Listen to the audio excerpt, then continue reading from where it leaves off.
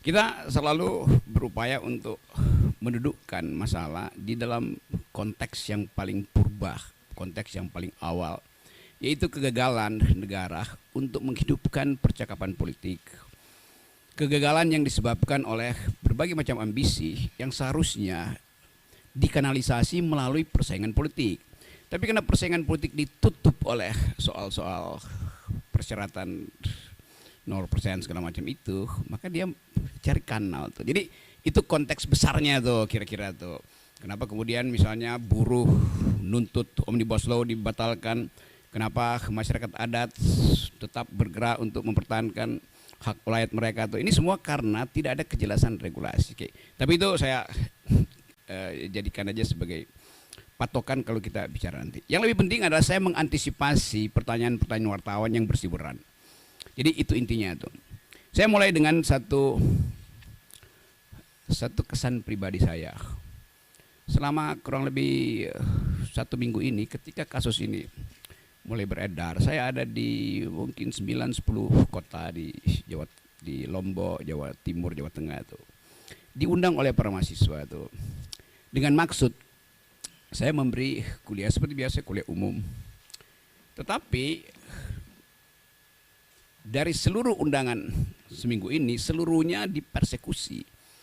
Saya nggak boleh masuk kampus, saya nggak boleh ketemu akademisi itu.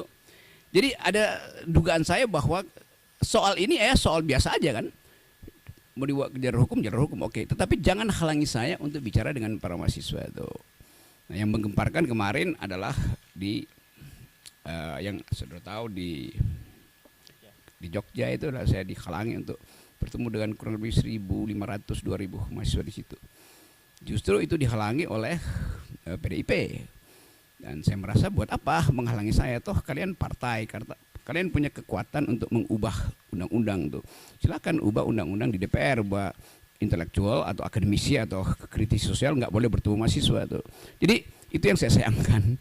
Padahal saya bertahun-tahun mengajar di sekolah Megawati itu tentang pikiran bangsa. Jadi kalau saya mau terangkan pikiran bangsa, kok dihalangi oleh partai di mana saya mengajar tentang pikiran bangsa. Tapi saya paham itu tuh. Jadi terlihat di publik sekarang ada perselisihan tentang kasus saya. Mereka yang mengerti pro saya mengatakan bahwa itu bukan hinaan, itu kritik. Nggak usah saya lanjutkan argumennya. Jadi saya berterima kasih pada mereka yang menganggap bahwa saya justru membuka pembicaraan untuk menghidupkan diskursus tentang apa sebetulnya yang disebut kritik publik terhadap pejabat publik itu. Nah, saya berterima kasih pada mereka. Mereka mendukung saya banyak wawancara di media massa itu, dan bahkan sebagian memuji-muji saya bahwa saya memulai satu tradisi untuk memperlihatkan bahwa diskursus publik itu tidak boleh dihalangi oleh dendam pribadi. Memang itu dasarnya kan.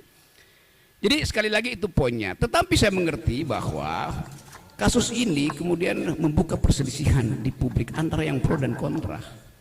Nah, itu yang membuat kehebohan. Kehebohan itu bisa ditafsirkan sebagai keonaran secara hukum itu. Itu pentingnya kita pahami bahwa sesuatu yang disodorkan untuk dijadikan target keonaran itu bisa disponsor oleh siapapun. Kan itu maksudnya kan.